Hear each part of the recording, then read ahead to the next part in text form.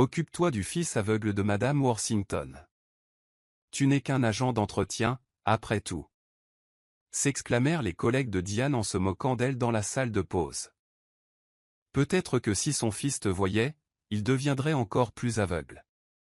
Diane prit une grande inspiration, ravalant son humiliation, car elle avait besoin de cet argent pour subvenir aux besoins de son père malade. Dans un coin de la pièce, Madame Worthington observait silencieusement. Le lendemain, Diane fut convoquée. « Je t'ai choisie. De toutes, tu es celle qui a le cœur sincère, » dit Madame Worthington en lui remettant un contrat et 3 millions de dollars. Mais Diane ne s'attendait pas à voir le visage du fils de Madame Worthington, une belle silhouette angélique, se tenir devant elle. Commençons par le commencement. Le lundi matin, Diane arriva tôt à l'hôpital, portant un vieux sac à dos et un thermos d'eau chaude. Il n'était que 5 heures du matin, mais elle était déjà dans son uniforme bleu, serrant sa serpillière comme une arme dans son combat quotidien contre la vie. « Bonjour, mademoiselle Diane », salua un jeune garçon dans le service pédiatrique. Elle sourit. « Bonjour, Timmy. Comment te sens-tu? Tu as l'air plein d'énergie aujourd'hui.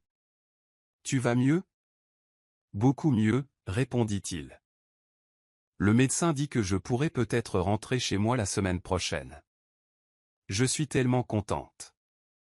C'est super de l'entendre. Très bien. Je vais nettoyer ta chambre pour qu'elle reste propre. Elle s'approcha du lit du garçon, bordant délicatement les draps avant de passer la serpillière. Timmy n'était pas le seul à l'apprécier à l'hôpital. Même les infirmières et les médecins, austères, souriaient souvent à la gentillesse et à l'attention naturelle de Diane. C'était le genre de personne qui, malgré l'épuisement, trouvait encore la force de sourire et d'écouter. « Diane, pouvez-vous nettoyer la chambre 508 ?» Madame Cecilia vous l'a demandé. Elle ne veut pas de l'autre concierge, se disant trop grincheuse, a dit une aide-soignante. Bien sûr, je m'en occupe, a répondu Diane en essuyant une vitre. Mais ce que personne ne savait, c'est que derrière son sourire se cachait un estomac vide. Pendant la pause, tandis que ses collègues mangeaient leur déjeuner, Diane restait assise tranquillement dans la salle de repos, sirotant de l'eau chaude dans son thermos et grignotant les biscuits salés qui lui restaient dans la poche. « Dis donc, Diane, encore pas de déjeuner ?» taquina une collègue. Elle était au régime, plaisanta-t-elle en souriant, malgré les gargouillis de son estomac. Elle n'avait d'autre choix que d'économiser. Elle remplissait des formalités administratives auprès d'une agence pour travailler comme ouvrière en Californie. Elle voulait échapper à la lutte incessante pour vivre une vie sans être attachée à une serpillière et un seau. C'était son rêve depuis le lycée. Orpheline et abandonnée par des proches qui la considéraient comme un fardeau, Diane était seule depuis son plus jeune âge. « On ne peut pas s'occuper de toi, Diane. On a nos propres enfants », avait dit sa tante. Alors Diane a appris à se débrouiller seule. Elle travaillait comme étudiante, vendait des légumes au marché, faisait la lessive pour ses voisins et, après le lycée, décrochait un emploi contractuel de concierge au centre médical Saint-Raphaël de Chicago. Le travail n'était pas facile. Outre le fait de rester debout toute la journée, on attendait d'elle qu'elle soit joyeuse, propre et méticuleuse, même avec les mains irritées par les produits chimiques de nettoyage. Certaines nuits, elle ne pouvait pas dormir à cause de la douleur dans ses pieds et ses épaules calleux. Un jour, alors qu'elle nettoyait l'aile des soins intensifs, elle s'est effondrée par terre, le ventre douloureux à cause de la faim, les genoux faibles. « Diane, ça va ?» a demandé un agent de sécurité. « Je vais bien », dit-elle en se forçant à se lever malgré ses tremblements. De retour dans son studio de location, pas de repas chaud, juste une boîte de sardines et du riz froid. Pourtant, elle ne se plaignait jamais à Dieu. Chaque soir, elle s'agenouillait sur sa vieille natte, serrant contre elle le chapelet de sa défunte mère. « Seigneur, un peu de patience, je sais que des jours meilleurs viendront », murmura-t-elle avant de fermer les yeux. Le lendemain, elle nettoyait des chambres privées au 7e étage. Tandis qu'elle essuyait le sol, une femme âgée en fauteuil roulant s'approcha, le visage à la fois bienveillant et autoritaire. « Mademoiselle, Comment vous appelez-vous ? demanda-t-elle. Diane, madame, répondit-elle. La femme posa d'autres questions. Depuis combien de temps travaillez-vous ici ? Presque 2 ans, madame, répondit poliment Diane. La femme l'observa en silence. Vous ne vous fatiguez jamais ? Diane sourit. Bien sûr, je suis fatiguée, mais c'est plus dur d'être au chômage. Je suis reconnaissante même quand je suis épuisée. La femme hocha la tête. C'est une bonne réponse, j'ai remarqué que les patients vous choisissent toujours, ils disent que vous êtes gentille et travailleuse. Diane se gratta la nuque, gênée. Ce n'est rien, madame, tant que leur environnement est propre, je suis contente. La femme partit sans un mot, mais sa présence restait gravée dans l'esprit de Diane. À son insu, cette femme était Madame Eleanor Worthington, l'une des bienfaitrices les plus riches et les plus influentes de l'hôpital. Cet après-midi-là, dans la salle de repos, Diane entendit ses collègues la harceler à nouveau. « Diane, tu as parlé à Madame Worthington tout à l'heure. Waouh, tu seras peut-être son amie riche, ou sa femme de ménage. Ça te va, vu que tu as l'habitude du ménage. » Ils ricanèrent. Le silence retomba dans la pièce. Les mots la blessèrent, mais Diane était habituée à ce genre de moquerie. Elle secoua la tête et continua à faire la vaisselle, une larme coulant sur sa main. Elle se fichait de l'opinion des autres. Elle travaillait pour elle-même, pour son rêve d'une vie où elle n'aurait pas à mendier pour avoir des opportunités. Dans son casier, elle avait épinglé une photo d'une usine et d'un paysage urbain, intitulé Californie. Espoir. Changement. Au dos, un mot d'un ancien collègue qui y était parvenu. Diane, tu peux y arriver. N'abandonne pas. Le salaire ici est 3 fois supérieur à celui d'un concierge. Tu peux économiser, acheter une maison, simplement finir tes papiers et tes examens médicaux. On y est presque. Mais ça lui semblait presque à des années-lumière, surtout quand son estomac était vide et qu'elle devait choisir entre manger ou payer des photocopies de ses documents. Pourtant, malgré tout, Diane est restée déterminée. Elle n'a jamais triché sur ses horaires, n'a jamais été paresseuse et n'a jamais sombré dans l'amertume. Pour elle, chaque échec n'était pas une défaite, tant qu'elle pouvait encore prier avant de se coucher. À chaque goutte de désinfectant qu'elle versait, c'était comme si elle libérait le poids de son cœur. Elle ignorait qu'en ce jour ordinaire, une paire d'yeux l'observait silencieusement. Celle d'une femme âgée qui se demandait comment quelqu'un d'aussi négligé pouvait briller autant en ce monde. Ainsi commença l'histoire de Diane. Une femme simple qui, derrière son épuisement et ses larmes, avait un cœur prêt à aimer, à prendre soin d'elle et à croire au miracle à venir. Au sommet de la Worthington Tower, dans le centre-ville de Chicago, un homme remarquable se tenait près de la vitre de son bureau, contemplant les lumières de la ville.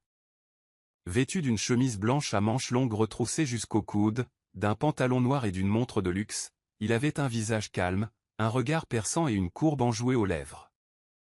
Il s'agissait de Ryan Worthington, 31 ans, célibataire, jeune PDG et héritier d'une société multimilliardaire regroupant l'immobilier, les hôpitaux, les chaînes alimentaires et la construction à travers les États-Unis.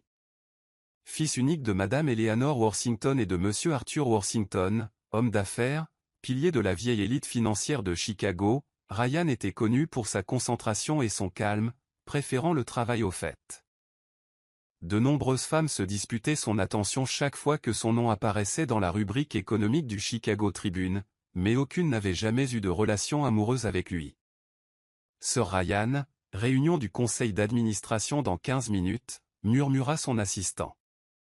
Merci Camille, je suis prêt, répondit-il en retournant à son bureau, où chiffres et propositions s'affichaient sur son écran. Ils étaient en phase finale d'un projet d'investissement pour le SO, Raphael Medical Center, un hôpital de taille moyenne dont ils souhaitaient faire un site pilote pour un programme hospitalier public-privé. Il ne s'agissait pas seulement d'une affaire, mais d'une affaire personnelle. Ce soir-là, dans l'élégante salle à manger de la résidence Worthington à Lake Forest, la famille dîna ensemble. Au centre d'une longue table moderne garnie de plats gastronomiques roast beef, saumon grillé, risotto aux champignons et une bouteille de vin à moitié vide. Le repas se déroula dans le calme et le raffinement, comme à leur habitude. Madame Eleanor, vêtue d'une robe de chambre en soie fleurie, écoutait avec bonheur la conversation père-fils. Alors, le fonds offshore se porte bien, demanda Arthur en dégustant de la purée de pommes de terre. Oui, papa, mais je vais investir une partie de mon argent dans l'affaire de l'hôpital, répondit Ryan en examinant son verre de vin. Ah, le centre médical Saint-Raphaël, l'hôpital préféré de ta mère, dit Arthur en souriant. Madame Eleanor hocha la tête. Ce n'est pas seulement mon préféré, c'est important pour moi. Cet endroit m'a sauvé la vie. Elle marqua une pause, sa voix s'adoucissant. C'est là que nous avons appelé notre fils unique, Raphaël. Ryan acquiesça. En fait, nous allons bientôt conclure l'affaire. Nous prévoyons d'agrandir l'aile des soins intensifs, de rénover les services de pédiatrie et d'obstétrique, et d'ajouter un volet RH pour les avantages sociaux du personnel. Madame Eleanor s'est ragaillardie. J'espère que le projet avancera vite. Cela aidera beaucoup de gens, surtout les employés, les concierges et les employés des services publics. Ryan haussa un sourcil. Maman, pourquoi cet intérêt soudain pour eux? Madame Eleanor sourit faiblement. J'ai vu cette nouvelle concierge. Je ne sais pas son nom, mais je l'ai vue nettoyer le 7e étage. Calme, appliquée, attentionnée. Elle ne se précipite pas, même quand personne ne la regarde. Père et fils échangèrent un regard. Je ne sais pas, Ryan, mais ça m'a fait comprendre qu'il n'y a pas que les infirmières et les médecins qui font un hôpital. Les travailleurs silencieux, eux aussi, rendent la guérison possible. Ils méritent dignité, salaire équitable, avantages sociaux. Arthur se laissa aller en arrière. Demain, c'est ton premier anniversaire de rémission, mon amour. Tu es juste sentimental. Madame Eleanor rit. Peut-être, mais il n'y a rien de mal à cela, n'est-ce pas? Ryan resta silencieux, secrètement ému par les paroles de sa mère. Malgré son air aristocratique, Madame Eleanor avait toujours un cœur humain, se souciant de ceux qui passent souvent inaperçus. Assurons-nous d'inclure cela dans le plan de restructuration des RH. Employé, aide, concierge, dit Ryan en mangeant. Après un moment de silence, Arthur changea de sujet. Ryan, quand comptes-tu te poser? Les deux parents ricanèrent. Ryan, habitué à la question, sourit et secoua la tête. Pas encore, papa. Et nous, ta mère et moi? On vieillit. Nos petits-enfants seront peut-être chauves avant que tu nous donnes une belle fille. Ryan jeta un coup d'œil à sa montre et resta silencieux. J'ai un appel avec un client de Singapour, excusez-moi. Il quitta la salle à manger, téléphone à la main. Madame Eleanor soupira, regardant la porte par laquelle il sortit. Pauvre Ryan, toujours si silencieux, toujours en train de travailler, murmura-t-elle.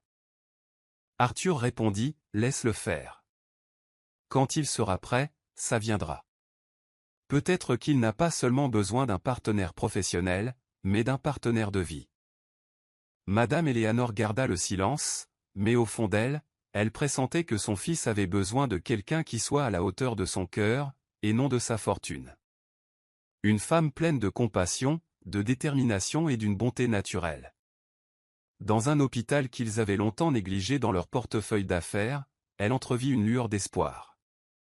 Une concierge à la présence unique.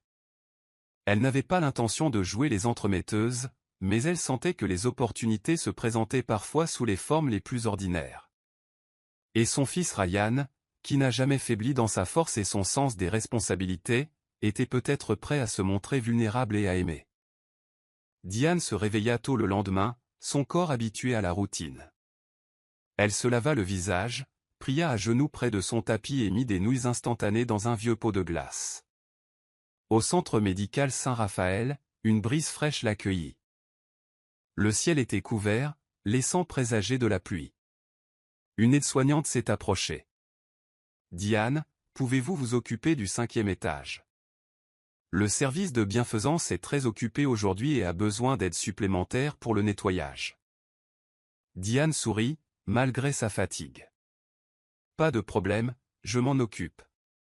Munie de sa serpillière, de son seau et de son chiffon, elle se mit au travail. À l'hôpital, Diane était connue pour être une concierge bienveillante.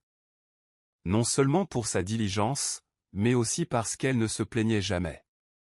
De nombreux patients ont raconté comment elle les faisait rire pendant le ménage ou priait silencieusement dans les chambres des patients en état critique. « Diane, te revoilà », dit Monsieur Roger, un patient diabétique âgé interné depuis 3 semaines. « Tu sais que je t'attends. Tu es la seule à nettoyer avec une prière. » Diane rit. « Monsieur Roger, votre remède est probablement plus efficace que mes prières. »« C'est la même chose, ma chère, » répondit-il. « Ne change jamais. » Derrière son sourire, Diane portait un poids sur la poitrine. Toute la journée, elle garda son vieux téléphone à clapet dans sa poche, attendant un appel de l'agence concernant son travail en Californie. Un ancien collègue, également concierge, lui avait donné le contact. « Diane, les salaires en Californie sont excellents. Usine climatisée, dortoir, heures supplémentaires payées. Tu peux le faire. » Déterminée à prendre un nouveau départ, même orpheline et sans famille vers qui retourner, Diane a persévéré dans son projet, une promesse qu'elle s'était faite. « J'y arriverai. Ma vie va s'améliorer. » Alors qu'elle faisait son lit au 6e étage, son téléphone sonna. Son cœur battait la chamade. Appel de l'agence. Elle se précipita vers la sortie de secours pour répondre, le souffle court d'impatience.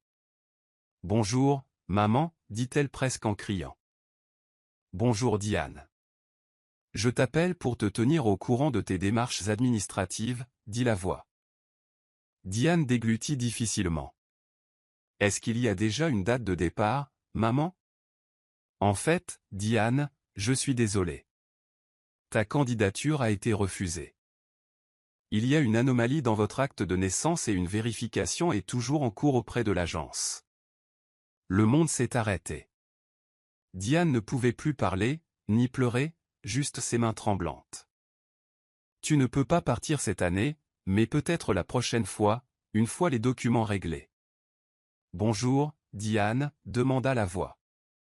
Oui, je comprends. Merci, répondit-elle doucement, raccrochant. Elle s'assit dans l'escalier, luttant contre ses sanglots.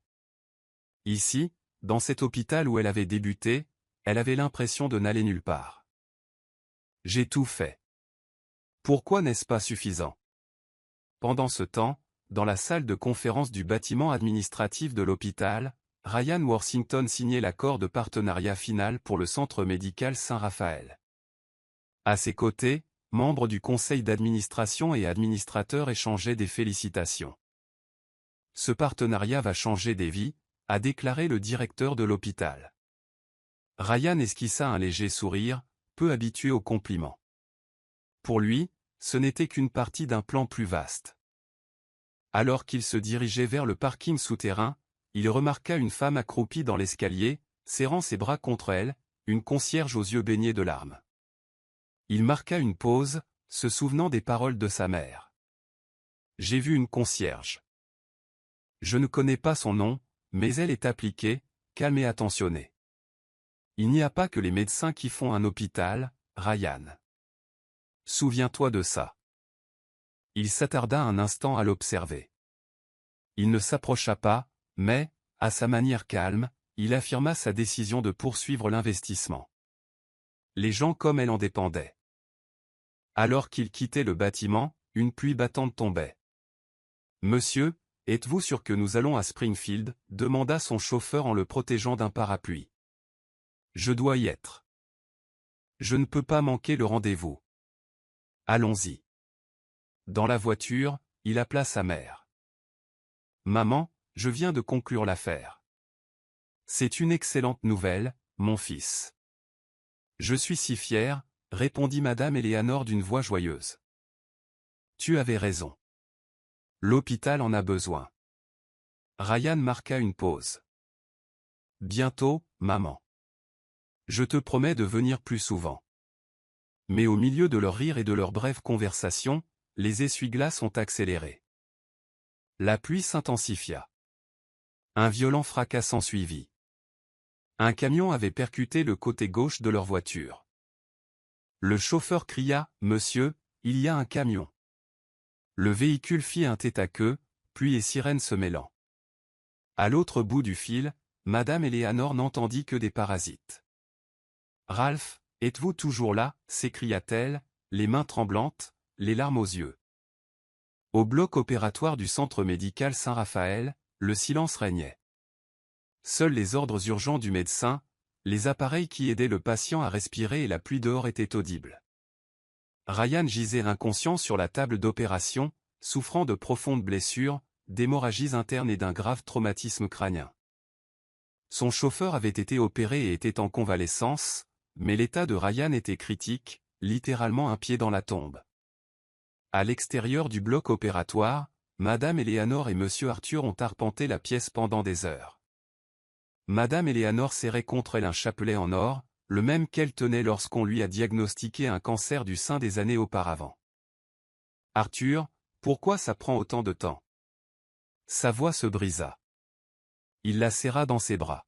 « Ryan est fort. Il s'en sortira. » Mais même Arthur sentait la peur s'emparer de l'hôpital. Les infirmières s'approchaient, mais aucune nouvelle concrète n'arrivait. Finalement, la porte du bloc opératoire s'ouvrit. « Docteur, dirent-ils à l'unisson. Comment va notre fils ? » Le médecin, épuisé et en sueur, répondit « Nous avons stabilisé l'état de Monsieur Worthington pour l'instant. » Ils soupirèrent de soulagement. Mais, continua le médecin, la blessure à la tête était grave. Nous avons soulagé la pression sur son cerveau. Il est dans le coma et sous observation critique aux soins intensifs. Madame Eleanor a failli s'effondrer, soutenue par son mari. Coma ? Pour combien de temps ? Demanda Arthur. On ne peut pas le dire. Des jours, des semaines, peut-être des mois. Mais on fait tout ce qu'on peut. Madame Eleanor serra plus fort son chapelet, la voix ferme. Fais tout ton possible. J'ai survécu au cancer. Il peut survivre à ça. Je ne perdrai pas mon fils. Tard ce soir-là, Madame Eleanor se retrouva dans la petite chapelle de l'hôpital. La lumière de la croix était la seule lueur dans l'espace sombre. Elle s'agenouilla, les larmes aux yeux, priant pour la première fois depuis des années. Seigneur, c'est mon fils unique. Prends tout, mais pas lui. Sa prière était silencieuse, mais son cœur battait fort. Elle ne remarqua pas quelqu'un entrer derrière elle. Diane, dans son vieil uniforme, portait une petite bougie. Elle la déposa devant l'autel et s'agenouilla silencieusement. Diane remarqua la femme en pleurs et ressentit sa douleur. « Madame, ça va ?» demanda-t-elle doucement. Madame Eleanor leva les yeux rouges. « Non, pas vraiment. » Diane s'assit à côté d'elle, non pas comme une employée ou une pauvre femme, mais comme une autre personne. « Si tu veux, je peux prier un peu avec toi. » Madame Eleanor hocha la tête en silence. Puis elle demanda, « Comment vous appelez-vous » ? Diane, madame. Que demandez-vous, Diane ? Diane hésita. Je prie pour pouvoir aller en Californie et prendre un nouveau départ. Madame Eleanor ferma les yeux. Prie avec moi, Diane. Prions ensemble. Et ils priaient depuis des horizons différents, avec des objectifs différents, mais avec des cœurs fatigués et pleins d'espoir. Les jours passèrent et Ryan resta aux soins intensifs, toujours inconscient. Madame Eleanor lui rendait visite quotidiennement pour lui parler. « Ryan, tu m'entends ? Réveille-toi, s'il te plaît. Je ne peux pas te perdre. » Diane continuait son travail de concierge, remarquant souvent Madame Eleanor en train de prier dans la chapelle. Parfois, elle lui offrait de l'eau ou s'asseyait tranquillement à côté d'elle. Elle ignorait que le fils de Madame Eleanor était l'homme impliqué dans l'accident, ni que sa chambre se trouvait juste au bout du couloir qu'elle nettoyait. Chaque fois qu'elle entendait les sanglots de Madame Eleanor ou la voyait serrer son chapelet, Diane priait en silence. Seigneur, si je ne peux pas aller en Californie, guide-les. N'abandonne pas leur fils. Une nuit tranquille, Madame Eleanor somnolait aux soins intensifs, tenant la main de Ryan. Monsieur Arthur s'assit à côté d'elle pour la réconforter. Soudain, les doigts de Ryan tressaillirent. « Arthur, as-tu senti ça ?» Madame Eleanor halta, sa main bougea de nouveau, et lentement, ses yeux s'ouvrirent. « Ralph !» Les infirmières se précipitèrent, appelant le médecin. La pièce bourdonnait d'activité tandis qu'elles examinaient Ryan, fraîchement réveillé. Mais lorsqu'il ouvrit les yeux, il ne bougea pas. « Docteur, je ne vois rien, dit-il en fronçant les sourcils. Il fait noir. Tout est noir. Pourquoi ? Il se mit à crier, comme un enfant perdu, frappant le lit et arrachant son tube à oxygène, essayant de se lever. Calme-toi, Ryan. Tout va bien, dit Madame Eleanor en le serrant dans ses bras. Maman, je ne vois plus rien, s'écria-t-il, la voix tremblante. Le médecin intervint. D'après le scanner et le traumatisme, il est possible que les nerfs visuels de Monsieur Worthington aient été touchés. Pour l'instant, il est peut-être aveugle. Madame Eleanor s'effondra près du lit, dévastée. Dehors, alors qu'elle nettoyait le couloir, Diane entendit le brouhaha des soins intensifs, cris, pleurs, fracas.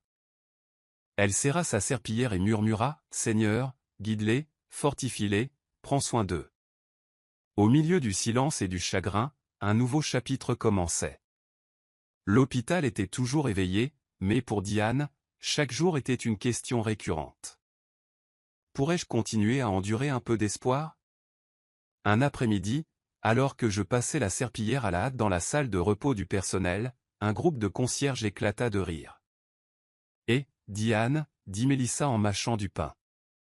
C'est vrai ce que Vanessa a dit ? On te confie la garde du fils aveugle de Madame Worthington ?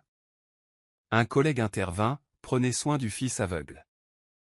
Ça te va bien, tu es juste agent d'entretien. Ils ont tous ri. S'ils te voyaient, ils deviendraient encore plus aveugles. Diane se figea, serrant la serpillière mouillée, les larmes aux yeux. Elle les retint. Elle ne comprenait pas leurs paroles. Ils ignoraient ses difficultés.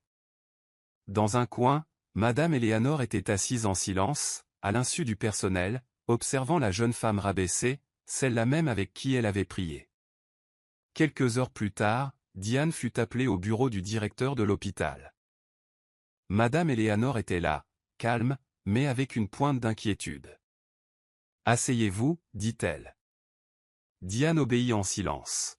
« Je n'ai pas aimé ce que j'ai entendu plus tôt, commença Madame Eleanor. Personne n'a le droit de dénigrer votre travail, aussi méprisable soit-il. Le ménage n'est pas seulement important, c'est honorable. » Diane regarda ses mains rugueuses et marquées de cicatrices. « Je suis juste humaine, madame. J'ai l'habitude qu'on se moque de moi. » Madame Eleanor ouvrit un dossier, révélant un contrat et une question. « Prenez soin de mon fils, dit-elle. En échange, 3 millions de dollars. » Diane halta. « 3 millions ? » Madame Eleanor hocha la tête. Il avait besoin de quelqu'un de compatissant, pas d'une infirmière ou d'un thérapeute, mais de quelqu'un de sincère. Tu es une femme simple, mais parmi tous ceux de cet hôpital, tu as fait preuve d'attention, même quand tu ne savais pas pour qui je pleurais dans la chapelle. Diane pâlit, les yeux fixés sur le contrat. Un nom ressortait. Raphaël Ryan Worthington.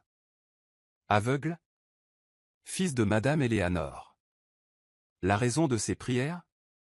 Il offrait maintenant de l'argent que Diane n'aurait jamais imaginé tenir. Mais madame, je n'y connais rien en soins. Je n'ai aucune expérience. Je n'en ai pas besoin, répondit doucement Madame Eleanor. J'ai besoin de sincérité, et je l'ai vu en toi. Diane hésita.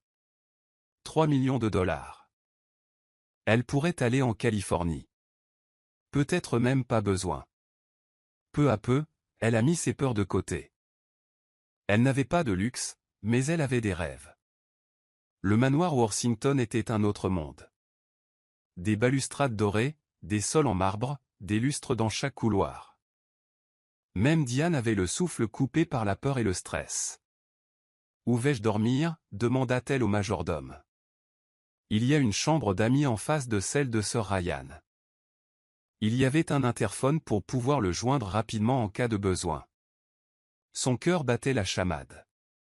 Avant d'entrer dans la chambre de Ryan, elle se souvint des paroles de Madame Eleanor. « Il n'est pas bavard. Il s'énerve depuis qu'il a perdu la vue. Mais c'est toujours mon fils. J'espère que tu pourras adoucir son cœur d'une manière ou d'une autre. » En ouvrant la porte, une odeur d'eau de Cologne onctueuse, mêlée à celle d'hôpital et de médicaments, la saisit. Ryan était assis sur le lit, d'une beauté saisissante, le teint clair, les sourcils épais. Bien que ses yeux ne puissent voir, il semblait contenir des histoires inédites. « Qui est là » demanda-t-il froidement. Diane se figea, captivée par son charisme malgré sa cécité. « C'est moi, Diane. Je suis ton aide-soignante. »« Aide-soignante » s'exclama Ryan d'un ton moqueur. « Pourquoi en aurais-je besoin? Je ne suis pas un légume. »« Ce n'est pas comme ça, » répondit-elle doucement. « Ta famille veut juste que tu aies quelqu'un, un compagnon. » Silence. Puis Ryan rit amèrement. « Pas de chance pour toi de t'occuper d'un homme aveugle, grincheux et brisé. » Diane ne partit pas. Elle hocha la tête et dit fermement, « Je ne cherche pas la chance. Si tu as besoin de moi, je suis là. » Dans cette pièce, une connexion douce et silencieuse s'établit entre deux âmes blessées. L'une avait perdu la vue, l'autre n'avait plus vu le monde clairement depuis des années.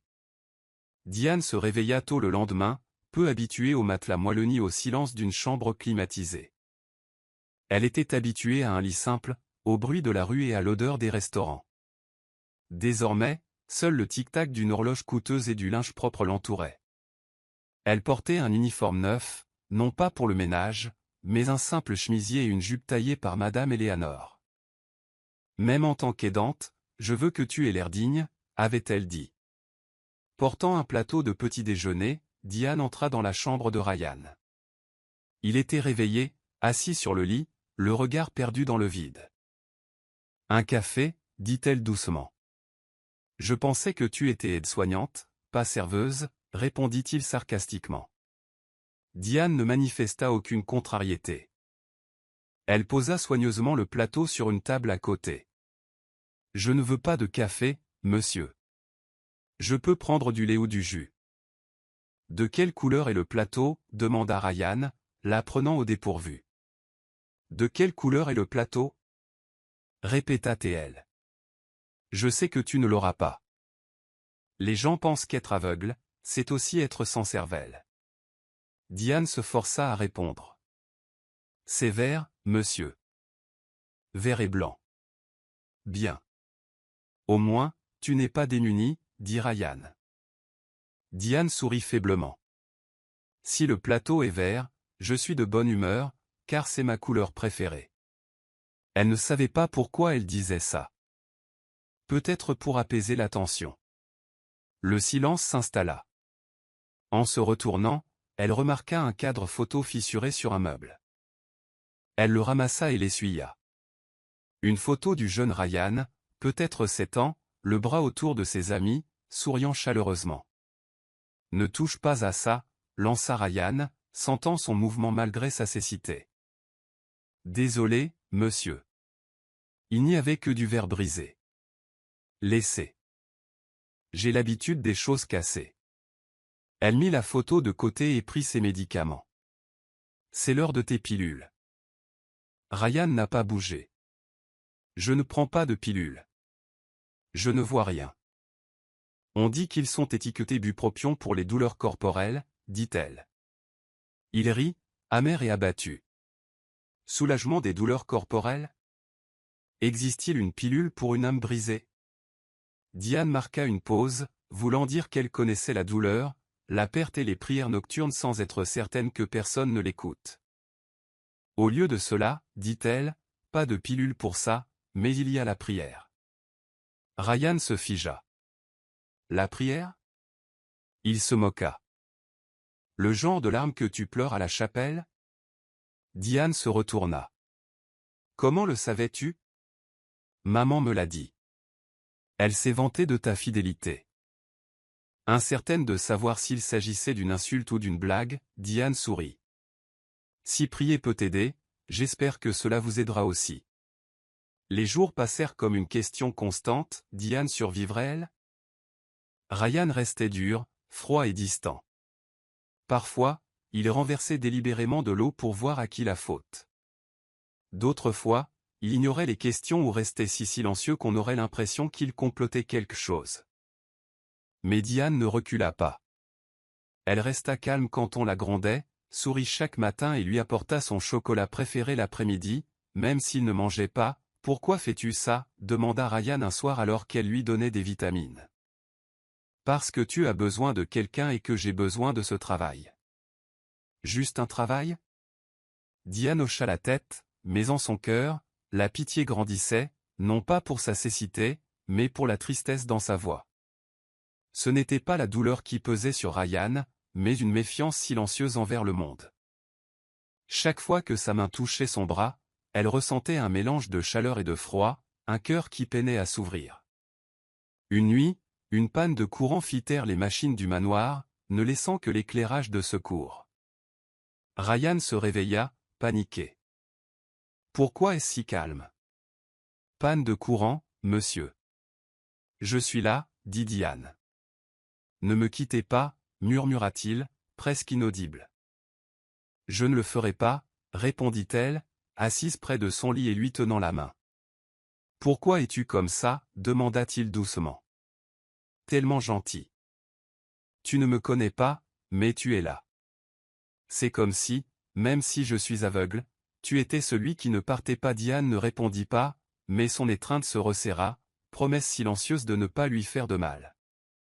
Dans cette obscurité et ce silence, Diane sentait que le cœur de Ryan n'était pas complètement fermé. Peut-être, réapprenait-il à battre. Des murmures se répandirent dans le manoir, la cuisine, le débarras, le jardin, où Diane et Ryan se promenaient souvent l'après-midi. Cette main tendue à son fils aveugle, c'est peut-être plus que de l'attention. Vous savez, un homme et une femme sous le même toit. Les ragots étaient comme de la fumée, incontrôlables. Mais Diane resta ferme, ignorant les murmures. Elle savait que son lien avec Ryan était profond, complexe, incompréhensible pour les spectateurs. « Pourquoi fais-tu ça, Diane ?» demanda Ryan un jour, alors qu'il se promenait près de l'étang du jardin. Elle le guidait, même s'il se servait à peine de sa canne. « Quoi ?» répondit-elle en stabilisant ses pas. « Ça, être avec moi chaque jour, à chaque pas, repas, promenade, respiration. Tu es comme mon ombre. » Diane marqua une pause, regardant les carpes koi tandis que le soleil dansait sur le visage de Ryan. « Parce que je veux que tu reviennes, pas seulement que tu existes, mais que tu vives vraiment. Je n'ai pas Dieu. Comment? Tu as un cœur, un esprit, du courage. » Ryan se tut. Pour la première fois, ses lèvres restèrent muettes. Mais son étreinte dans l'air trahissait des sentiments qui s'éveillaient, indicibles mais émouvants. Un jour, Ryan parla à ses parents. « Je veux retourner au travail. » Madame Eleanor et Monsieur Arthur échangèrent un regard. « Mon fils, tu n'as pas besoin de te forcer. Tu es riche, tu as des gens pour gérer les choses. Je ne suis pas aveugle intérieurement, seuls mes yeux le sont. Je ne suis pas inutile. » Madame Eleanor hésita, mais accepta. « Si c'est ce que tu veux, nous te soutiendrons. Mais tu auras besoin d'un guide. » J'ai Diane. À partir de ce moment-là, Ryan est devenu plus actif. On lui a attribué un bureau à domicile avec un logiciel audio pour les rapports et un système de conversion vocale pour les emails. Diane était toujours à ses côtés, ses yeux, mais plus que cela, son point d'ancrage. Elle l'accompagnait à ses présentations, ses voyages à San Francisco, Miami ou simplement dans les environs de Chicago. Sa main était toujours là, le guidant dans l'obscurité. Leur lien tacite s'approfondissait à chaque voyage. Par une nuit fraîche, sur le toit d'un hôtel à Aspen, lors d'une convention d'affaires, Ryan sirotait un chocolat chaud et demanda « Si tu ne tenais pas à moi, où serais-tu » Probablement en Californie, à travailler dans une usine, loin de ce paysage, répondit Diane. Ce paysage, la nuit, les lumières, la brise, le silence, des choses qu'on ne voit pas mais qu'on ressent. Ryan prit une grande inspiration. Je ne veux pas imaginer à quoi tu ressembles. Pourquoi pas? Parce que quand je ne connais pas ton visage, je te sens davantage.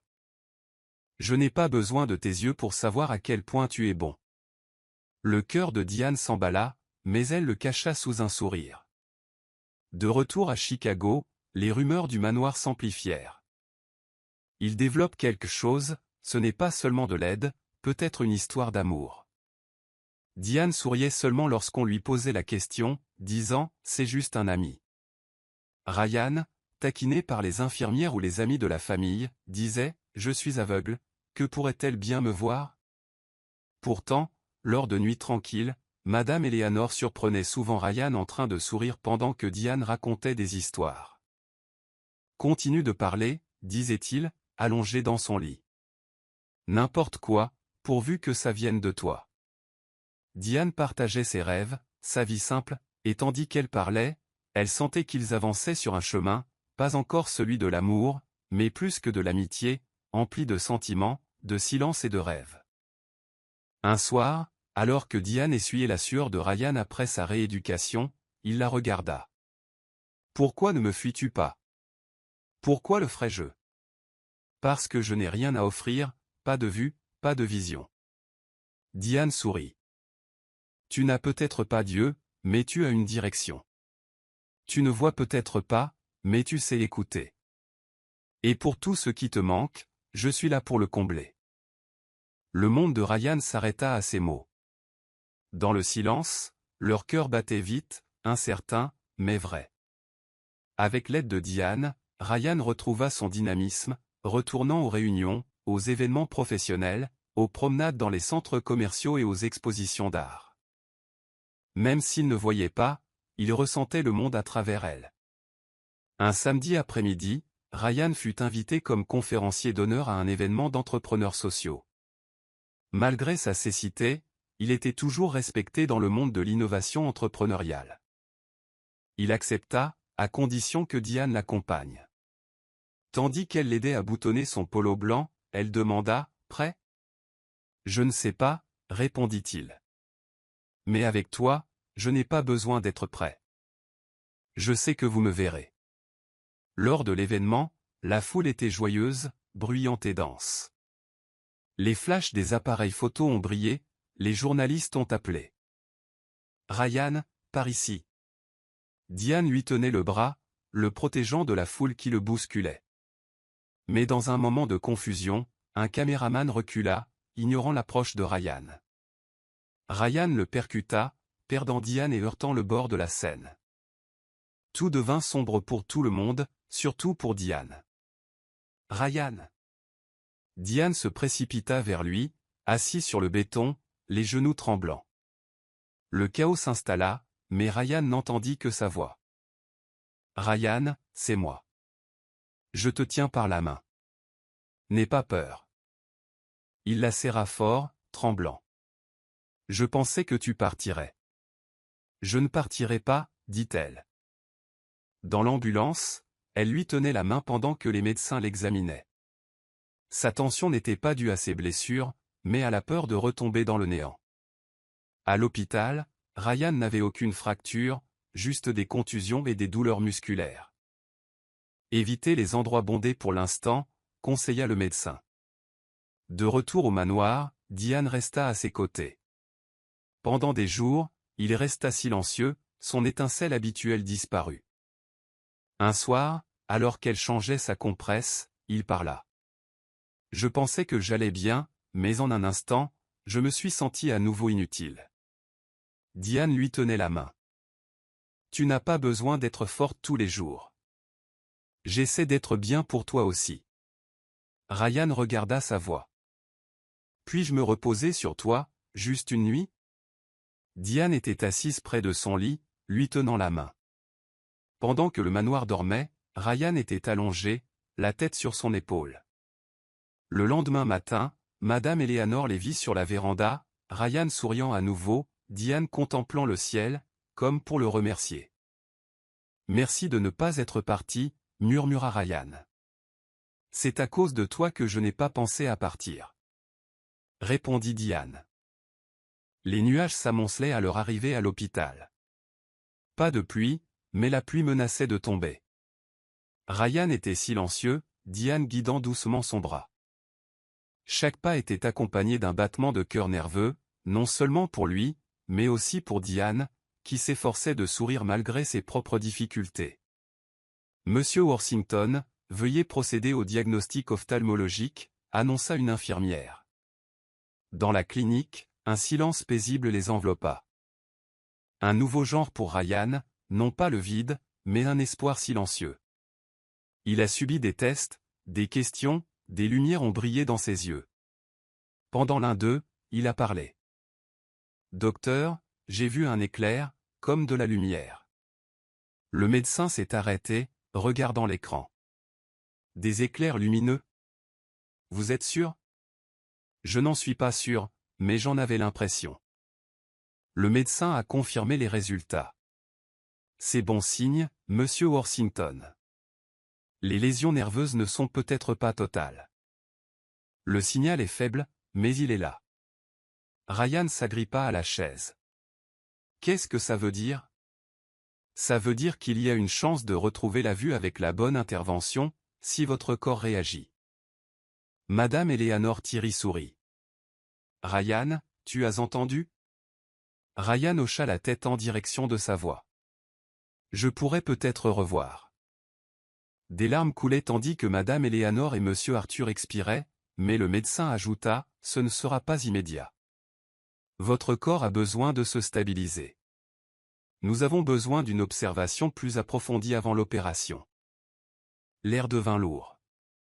Ryan s'agrippa à la chaise. « Attendre encore? N'ai-je pas assez attendu?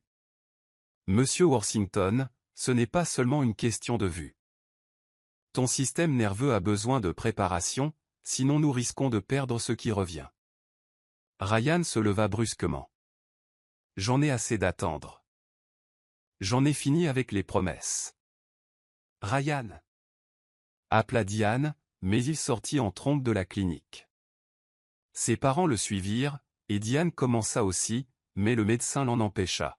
« Mademoiselle, avez-vous vérifié ce bras? » Diane, surprise, remarqua un bleu sur son bras gauche, dû à l'incident sur scène il y a quelques semaines. Elle le couvrit. « Ce n'est rien. » « J'insiste, » dit le médecin sérieusement. « Les Worthington possèdent la majeure partie de cet hôpital. On peut vous orienter vers un service d'oncologie, par précaution. » Diane déglutit et hocha la tête. « Merci. Je vous tiendrai au courant. » Une infirmière jeta un coup d'œil. « Mademoiselle Diane, Sir Ryan vous demande. » Elle sourit, repoussant sa peur et s'armant de courage pour l'homme qui avait besoin d'elle. Au manoir, la véranda était silencieuse. Ryan était assis, une tasse de café à la main, le regard perdu dans le vide, mais sa voix était pleine d'espoir. « Diane, » murmura-t-il, « crois-tu que je vais m'en sortir? » Elle s'assit à côté de lui, sentant la brise. Le ciel était teinté de bleu derrière les nuages. « Je ne sais pas quand, » dit-elle, « mais je crois que tu t'en sortiras, car tu es plus fort que je ne le pensais. » Ryan rit doucement. « Je ne suis pas fort. J'ai peur que l'opération échoue et que je ne revoie plus jamais. » Il prit une grande inspiration. « Mais tu sais ce qui m'effraie le plus? Me réveiller et te voir partir. » Le cœur de Diane s'arrêta, mais elle sourit faiblement. « Je ne te quitterai pas. Tant que tu veux de moi, je suis là. » Ils restèrent assis en silence jusqu'à ce que Ryan parle doucement, mais distinctement. « Je veux te voir sourire, Diane. Je veux voir ton visage, tes yeux qui me regardent sans cesse. Je veux te voir. » Sous le crépuscule, tandis que le ciel changeait de couleur et qu'une brise fraîche caressait leur peau, certaines choses n'avaient pas besoin d'être dites. Ce n'était pas encore le début de l'amour, mais c'était un moment où il ne niait plus le lien profond qui les unissait. Lumière, confiance et un sentiment discret mais sincère. « Ralph, tu veux sortir cet après-midi » proposa gentiment Diane en s'agenouillant pour lui lasser les chaussures. Le visage de Ryan, bien que fatigué, exprimait de l'espoir. « Encore le parc ?»« Oui, près de l'herbe. »« Tu aimes la brise là-bas, non ? C'est plus calme. »« J'aime ça tant que tu es avec moi, » dit Ryan avec un léger sourire. Diane lui rendit son sourire, ample mais forcé, serrant son bras fermement, non seulement pour le guider, mais aussi pour soutenir son corps affaibli. Chaque pas lui donnait l'impression qu'un fil se dénouait à sa taille. La douleur lui rongeait les hanches, la colonne vertébrale et les jambes. Ce n'était pas seulement de la fatigue. Elle savait que quelque chose n'allait pas. Pendant des semaines, elle avait ignoré la vérité, pensant que c'était simplement l'épuisement dû aux soins prodigués à Ryan.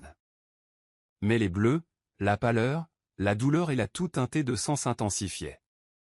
Un jour, alors qu'elle guidait Ryan en bas, il glissa et lui serra fort le bras. Diane haleta, les yeux écarquillés de douleur. Elle ne pleura pas, mais ce fut comme un coup de poignard.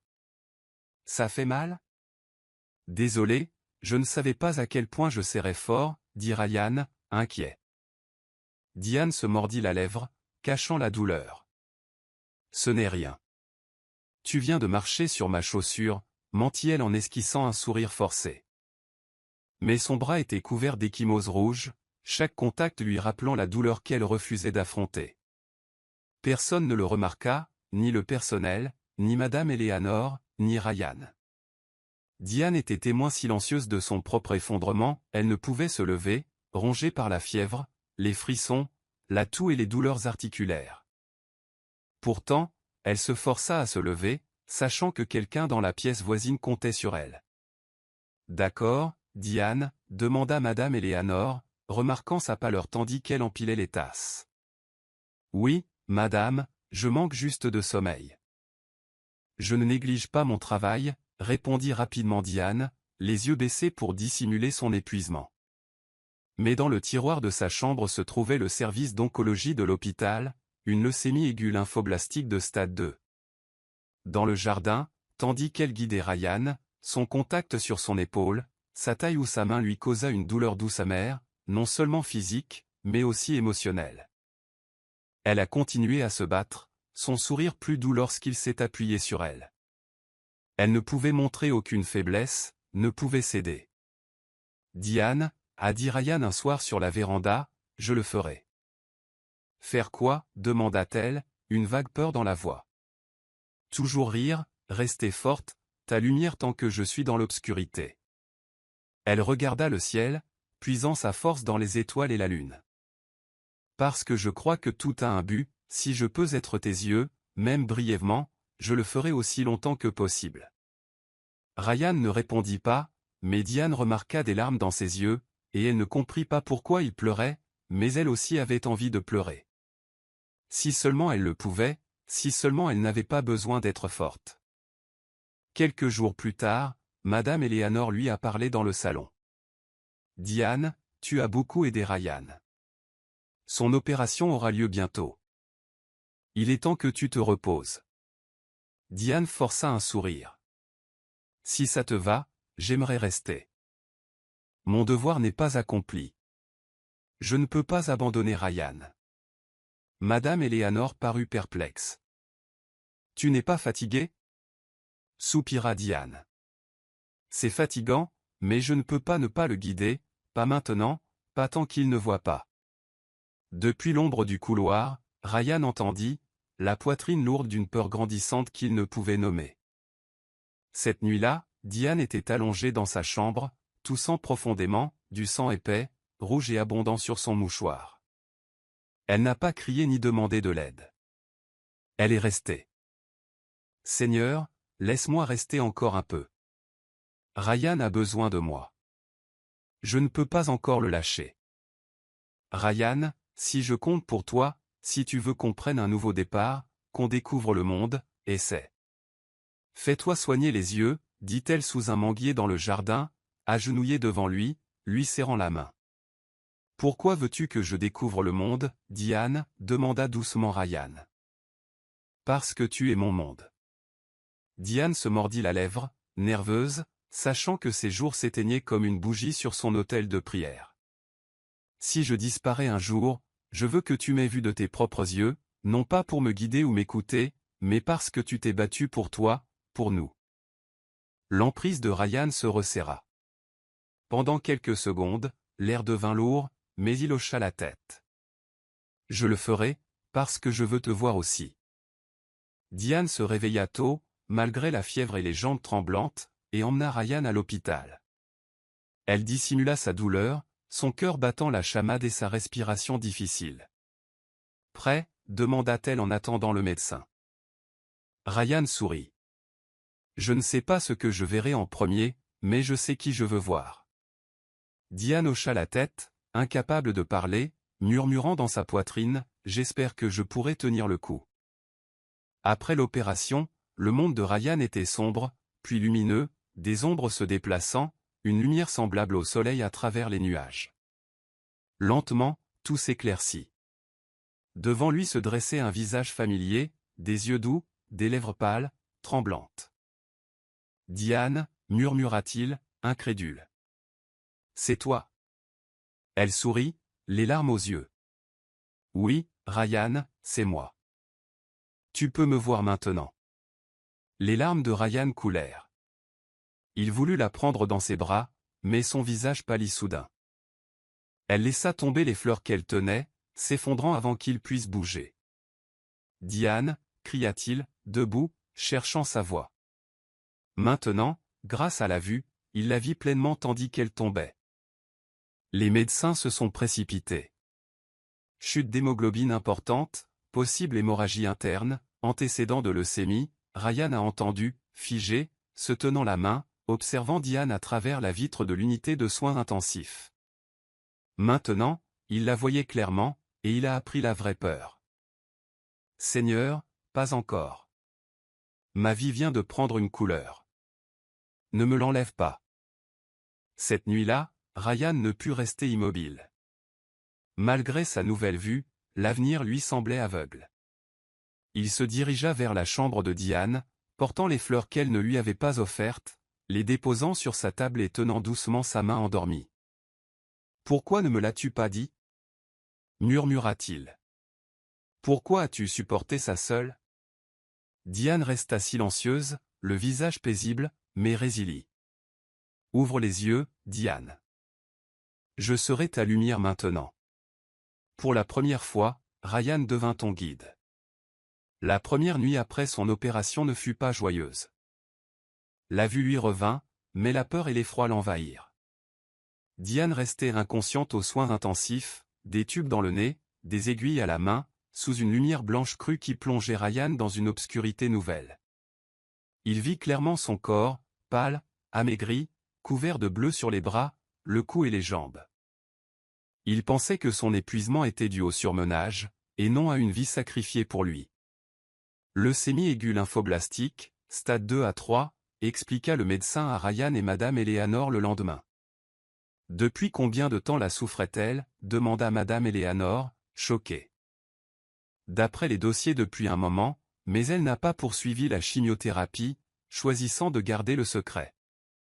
Les genoux de Ryan ont cédé, son cœur s'est mis à hurler. Pourquoi ne l'ai-je pas remarqué? Pourquoi ne l'ai-je vu pleinement que maintenant? Près du lit de Diane, il était assis en silence, observant chaque seconde de son sommeil, les larmes aux yeux. « Maintenant que je te vois, » murmura-t-il, « pourquoi ai-je envie de fermer les yeux à nouveau? Je vois ton sacrifice, et maintenant je risque de te perdre. » Il ajusta sa couverture, rapprocha les fleurs fanées, lui essuya le visage avec un linge et dit, « Diane, c'est mon tour. L'état de Diane ne s'améliora pas. Certains jours, elle se réveillait, d'autres non. Sa numération globulaire baissait souvent, avec peu de chances de guérir. Personne ne pouvait dire s'il lui restait des semaines ou des jours. Ryan, autrefois pris en charge, restait désormais à ses côtés, quittant rarement l'hôpital. Madame Eleanor lui avait aménagé une chambre temporaire. Il lui apportait des médicaments chaque matin en lui disant « Je peux le faire. Je peux prendre soin d'elle. Mais ne la laisse pas partir. » Une nuit, Diane s'est réveillée, les machines émettant de légers bips. Sa voix était faible, mais ses yeux étaient ouverts, trouvant le visage à côté d'elle. « Ryan » murmura-t-elle. Il se précipita vers elle. « Tu es réveillé. » Elle sourit faiblement. « Tu es vraiment beau. » Son rire était muet. Ryan sourit, puis pleura. « Je pensais que mon temps était écoulé. Je ne voulais pas te blesser ni être un fardeau. » Ryan secoua la tête. « Tu ne sais pas? À chaque pas, tu étais ma force, ma lumière. Maintenant, je suis là pour te tenir, pour être ta force. » Les larmes de Diane coulèrent. « Ça te va, même si je n'ai plus de force? Je n'ai pas besoin de ta force. J'ai besoin de toi. » Les médecins n'étaient pas certains de sa thérapie, mais son corps était faible, et un traitement expérimental était une option, risquée et sans garantie. « Quoi qu'il en coûte, fais-le, » a dit Ryan, « tant qu'il y a de l'espoir. » Le médecin le regarda. Il y avait de l'espoir, mais rien de prometteur. Ryan hocha la tête. « Je n'ai pas besoin de promesses. J'ai besoin d'elle. Une dernière chance. » Diane, murmura Ryan.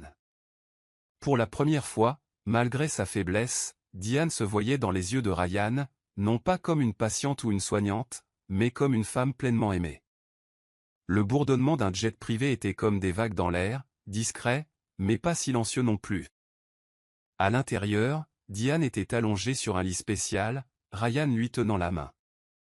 Malgré sa peau pâle et ses yeux jaunâtres, son sourire était faible, mais entier. « On y est arrivé, on y arrivera. C'est l'hôpital le plus moderne d'Europe.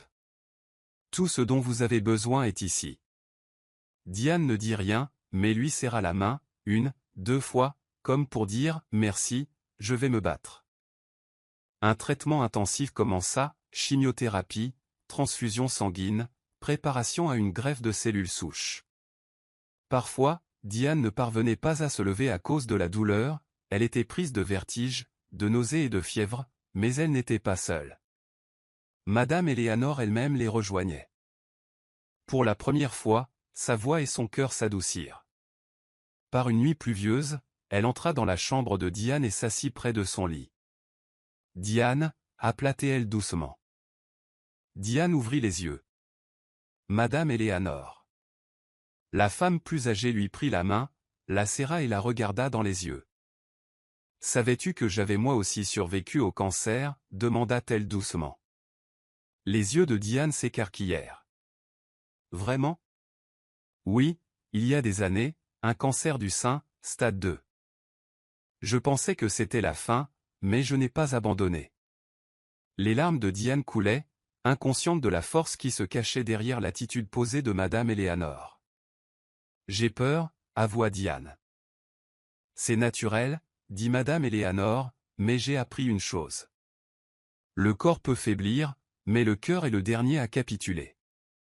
Pour ceux qui vous aiment. » Diane la serra fort dans ses bras, sans aucune formalité, juste une émotion vive. La pièce était silencieuse, la fenêtre ouverte, laissant entrer la brise fraîche d'Europe. Ryan était assis à côté de Diane, essuyant la sueur de son front. « Ralph » murmura-t-elle. « Si je n'y arrive pas, ne continue pas, écoute » interrompit Ryan, la voix tremblante. « N'abandonne pas. Te voir, même quand tu ne pouvais pas me voir. Je veux que tu te souviennes de moi, non pas pour ma maladie, mais pour mon amour. » Les larmes de Ryan coulèrent tandis qu'il lui baisait la main. Je ne t'oublierai jamais. Je ne te laisserai pas partir. Si j'avais pu supporter ta douleur, je l'aurais fait depuis longtemps. Tant que tu auras un souffle, un pouls, je crois qu'il y a de l'espoir, un lendemain. Diane attendait la greffe de cellules souches. Madame Eleanor priait silencieusement dans la chapelle de l'hôpital.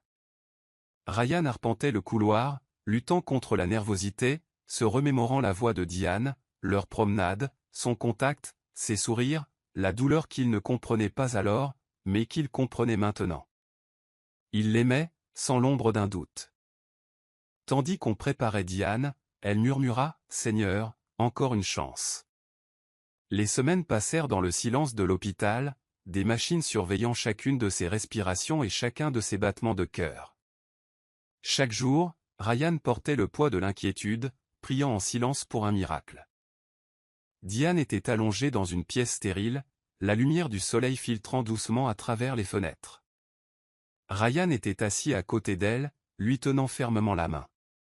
Madame Eleanor se tenait dehors, rassemblant ses forces pour prononcer les mots importants. Diane Ralph, dit doucement, tenant un dossier de résultats d'analyse. J'ai de bonnes nouvelles, mais nous devons discuter de ton état en détail. Diane regarda Ryan, le regard mêlé d'espoir et de peur. Votre biopsie de moelle osseuse montre une bonne acceptation de la greffe de cellules souches. Aucun rejet, votre corps commence à produire des cellules sanguines saines, un grand pas vers la guérison.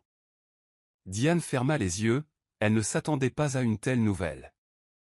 Chaque jour avait été rempli de peur, mais maintenant une lumière perçait l'obscurité profonde. Le médecin continua, plus sérieux. Mais ce n'est pas fini, Diane. Vous avez besoin d'une chimiothérapie continue et d'une surveillance étroite en raison des risques élevés de complications. Le combat continue, et il nous faut de la patience. Diane se laissa aller en arrière, le poids de la réalité revenant. Elle regarda Ryan, préoccupée et déterminée. Je ne te quitterai pas, Diane. On est là jusqu'à ce que tu sois complètement guérie. Nous n'abandonnerons pas. Il lui serra la main, lui transmettant toute sa force et tout son espoir. Merci, Ryan, murmura Diane, le regret dans la voix. Merci, Madame Eleanor. Madame Eleanor la serrait dans ses bras comme une mère protégeant son enfant. Vous n'êtes pas seule, ma chère. Nous sommes toujours avec vous. Les jours passaient, le traitement continue. Certains jours, Diane était faible, son corps ne lui appartenait plus, mais voir le sourire de Ryan malgré les épreuves lui redonnait courage. Une nuit, alors qu'elle se reposait, Ryan s'assit à côté d'elle, lui tenant la main froide. Diane, dit-il doucement, je sais que c'est dur, mais je suis là pour toi à chaque instant. Diane fondit en larmes, incapable de parler, le serrant fort contre elle, seul ancrage dans la tempête. Malgré la douleur, il y avait de l'espoir. Le combat n'était pas terminé, mais chaque petite victoire illuminait le monde. Le contact de Ralph, les sourires de Madame Eleanor, tels des flammes d'amour, faisaient naître la promesse d'une aube après une nuit noire. Après des journées éprouvantes d'opérations, de chimiothérapie et de traitement par cellules souches, la longue convalescence de Diane a commencé. Ce n'était pas facile, les premières semaines, elle se sentait étourdie, épuisée et essoufflée. Chaque réveil lui rappelait le poids de la maladie. Certains matins, elle avait du mal à se lever, nécessitant des mains pour la stabiliser. Souvent, elle secouait la tête, se sentant seule dans son combat malgré son entourage. Mais elle n'était jamais vraiment seule. Ryan, plus seulement un patient, mais sa force et son inspiration étaient toujours là, enfin à ses côtés, lui tenant la main, acceptant ses peurs et ses faiblesses. Diane, la voix de Ryan était douce mais ferme près de son lit. Tu n'as pas besoin de te presser, je suis avec toi à chaque instant. Ses larmes coulèrent, incapables d'expliquer cet amour, cette attention comme une lumière sur son chemin sombre. Une nuit, allongée dans la pénombre de la chambre d'hôpital, tenant la main de Ryan, elle dit « Je ne t'abandonnerai pas », il dit, le cœur brisé par ces mots. Elle se sentait chanceuse d'avoir quelqu'un prêt à se sacrifier, un phare dans ses ténèbres. Mais la confusion et la tristesse persistaient. Par moments, elle s'effondrait sous le poids de la maladie. Seule près de la fenêtre, elle contemplait la lune pâle, les larmes coulant silencieusement. « Pourquoi moi » murmura-t-elle.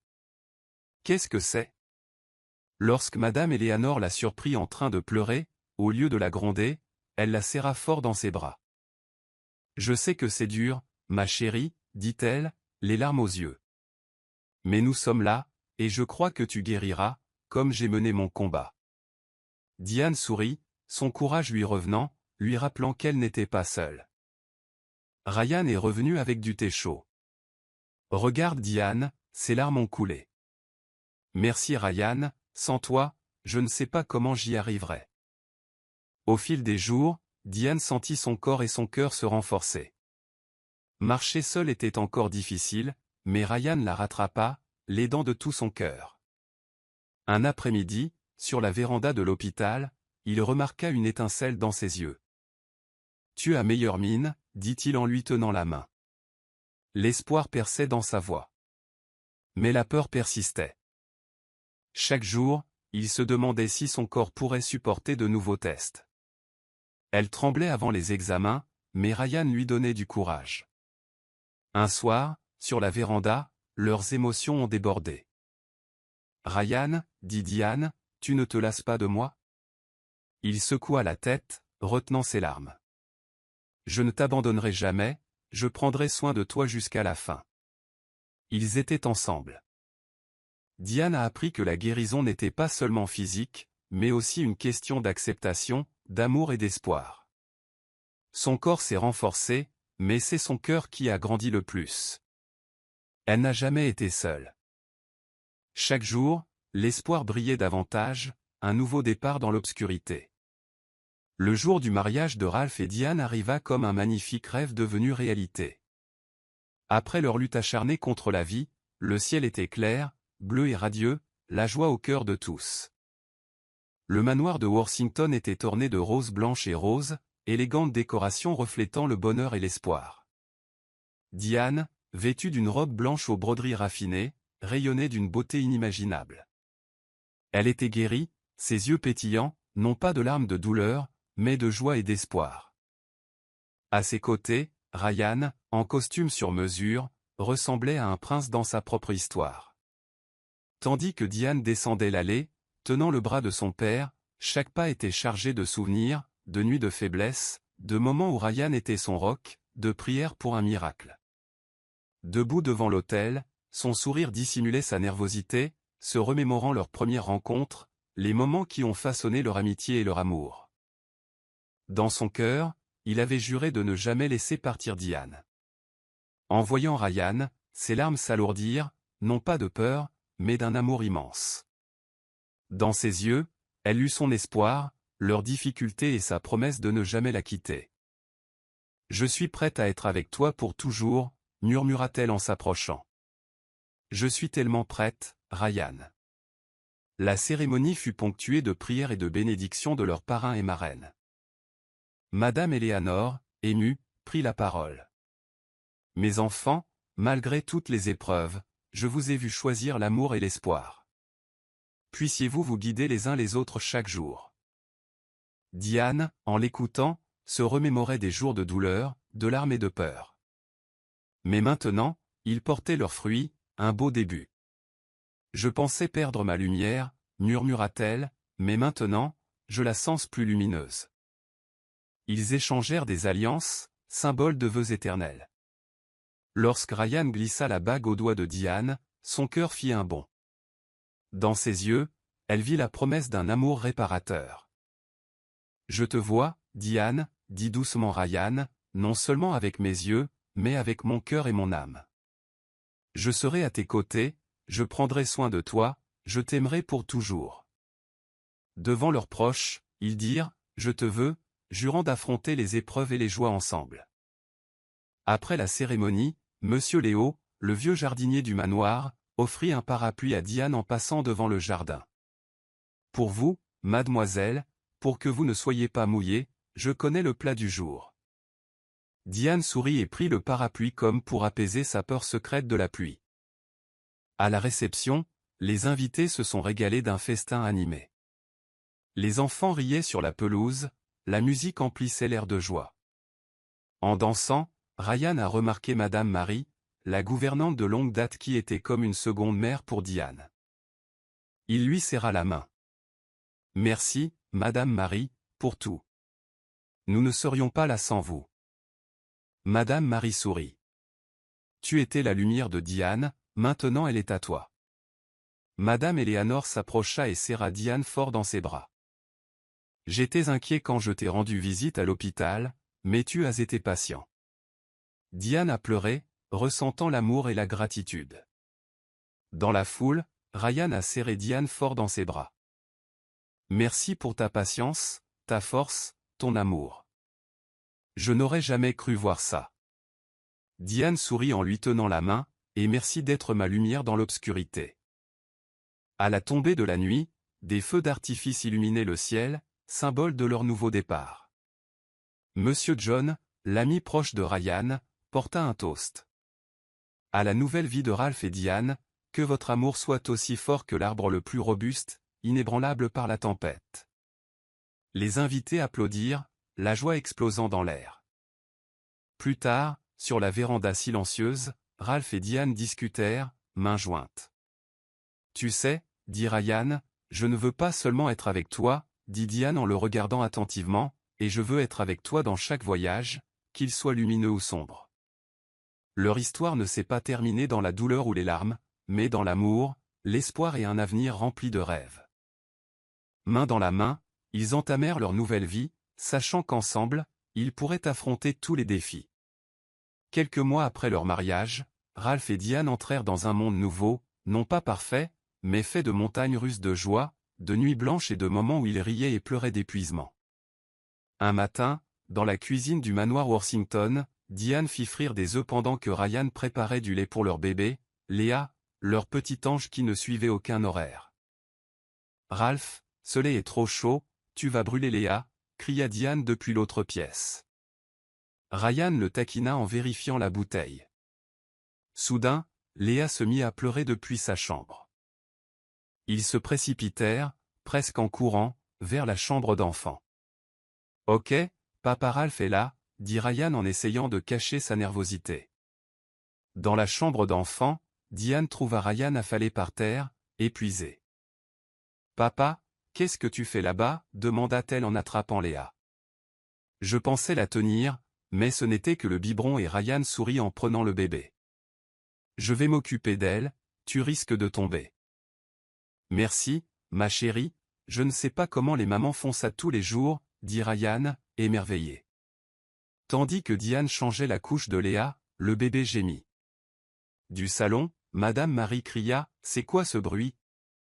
Suis-je la seule réveillée ?» Juste Léa, Madame Marie, elle déteste les couches, la taquina Madame Marie. Ils rirent, mais Léa gémit de nouveau. « C'est parti, le réveil » dit Ryan en attrapant du lait. Au bout d'une heure, Léa s'endormit, temporairement, car elle allait bientôt se réveiller.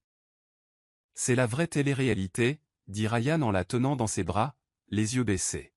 « Pas le Bachelor où tout est parfait. » Diane sourit, mais je ne les changerai pas contre les premières fois d'une parentalité expérimentée, le premier rire de Léa, son sourire et son mal de ventre qui faisaient trembler la maison.